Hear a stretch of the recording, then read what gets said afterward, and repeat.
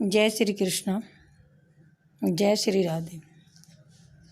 बुखारे का बादशाह इब्राहिम अधम। बुखारे का शहजादा। एक बार उसको परमार्थ का शौक़ हुआ। वह फ़कीरों की तलाश में रहने लगा। उसकी सेज रोज़ाना 1.25 मन फूलों से तैयार होती थी। एक दिन अपने 2 मंजिले मकान के ऊपर खड़ा हुआ था। उसने देखा 2 आदमी घूम रहे हैं। पूछा, भाई तुम कौन हो? उन्होंने कहा, हम सारबान हैं। उसने पूछा, कैसे आए? कहने लगे, हमारा ऊँट खो गया है। तब शहजादे ने कहा कि तुम्हारा ऊँट खो गया तो महलों में कैसे मिलेगा? तुम महलों में क्यों आए? तभी उन 2 आदमियों में से एक ने कहा, तो परमात्मा भी 1.25 मन फूलों की सेज में थोड़े ही ना मिलता है। इतना सुनते ही विचार पलट गए और अपने मुल्क के, अपने राज्य के फ़कीरों के पीछे परमात्मा की तलाश में फिरने लगा। लेकिन तसल्ली न हुई।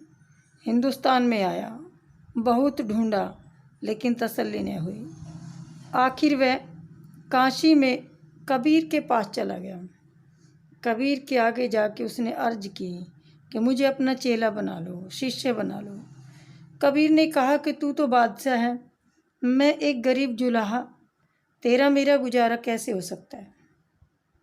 लेकिन बादशाह अड़ा रहा और उसने कहा कि बादशाह बनकर तेरे द्वार पर नहीं आया हूँ, एक गरीब मंगता बनकर आया हूँ। परमात्मा के लिए मुझे वो दे दो।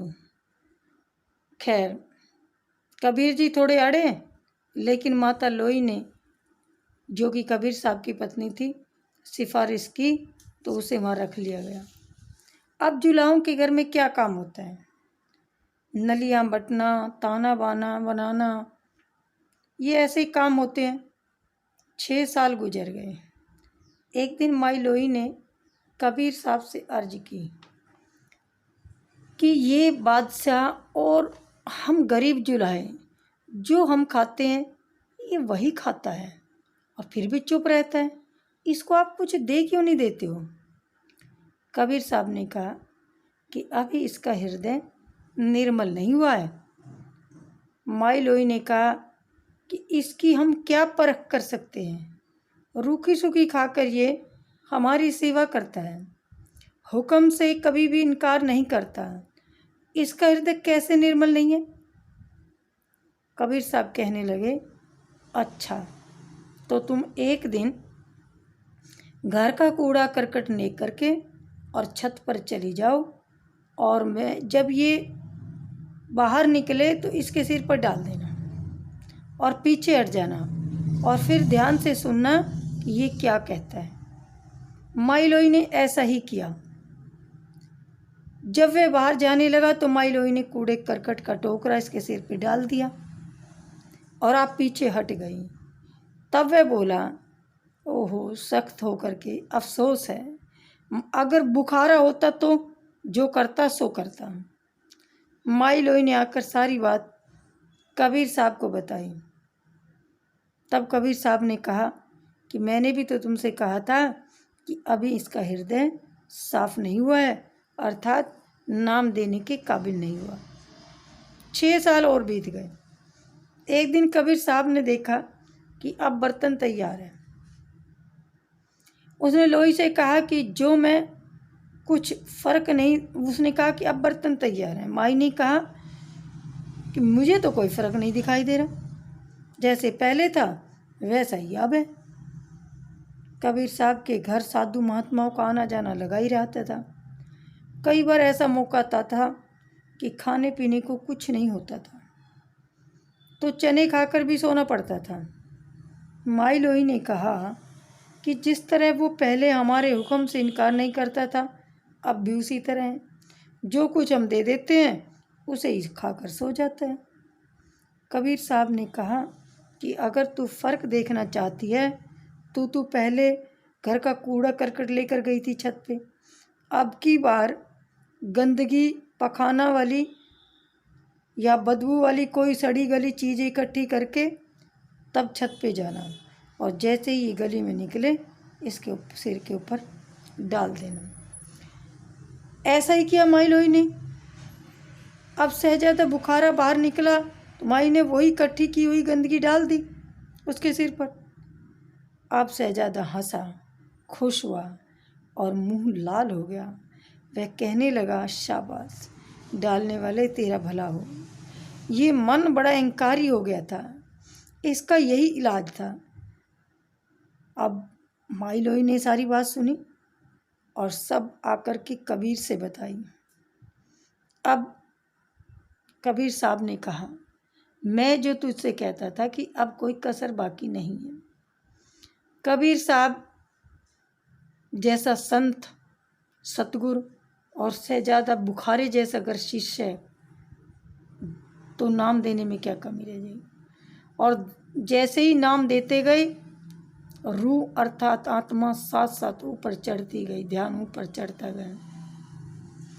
और कबीर साहब ने कह दिया, अब जा, तेरी मर्जी जहाँ हो वहाँ जाकर बैठ जा, तेरी भक्ति पूरी हो गई। एक दिन दजला नदी के किनारे बैठे गूदड़ी सी रहा था। उसका वजीर शिकार खेलता खेलता उधर आ निकला। 12 साल में शक्ल तो बदल ही जाती है, कहाँ बादशाही पोशाक और कहाँ फिर फकीरी बना। तो भी पहचान लिया वजीर ने। उसने कहा, तुम इब्राहिम अदम हो? जवाब दिया, हाँ। वजीर बोला कि देखो, मैं तुम्हारा वजीर हूँ। तुम्हारे जाने के बाद मैंने तुम्हारे बच्चों को शिक्षा दीक्षा दी है, शस्त्र विद्या सिखाई है, पर कितना अच्छा हो कि तुम मेरे बादशाह हो और मैं तेरा वजीर हूँ। कुछ दिन आराम के काटे। यह सुनकर इब्राहिम अदम ने जिस सुई से वह गूदड़ी सी रहा था, वे सुई नदी में फेंक दी और कहने लगे कि पहले मेरी सुई ला कर दो, फिर मैं तुम्हें जवाब दूंगा। वजीर कहने लगा कि मुझे आधे घंटे की आप मोहलत दो, मैं तुम्हें लाखों सुइयां ला के दे दूंगा। कहने लगा कि नहीं, मुझे तो वही सुई चाहिए। वजीर ने कहा, ये तो नामुमकिन है। ये नामुमकिन है, कैसे मिल सकती है? इतना गहरा पानी बह रहा है, वह सुई कैसे मैं ढूंढ के ला सकता हूँ? ये सुनकर इब्राहिम अदम ने वहीं बैठे बैठे एक मछली को कहा कि सुई ले आओ, तो एक मछली सुई मुंह में लेकर ऊपर आई। इब्राहिम आदम ने कहा कि मुझे तुम्हारी बादशाही को लेकर क्या करना है? मैं अब उस बादशाह का नौकर हो गया हूँ जिसके अधीन सारे खंड ब्रह्मांड और कुल लोक लाख हैं। जा, अब जो लड़के जाने या तू जाने। नाम बहुत बड़ी दौलत होती है, जिसको पाकर फकीर 7 बादशाहितों को भी लात मार देता है।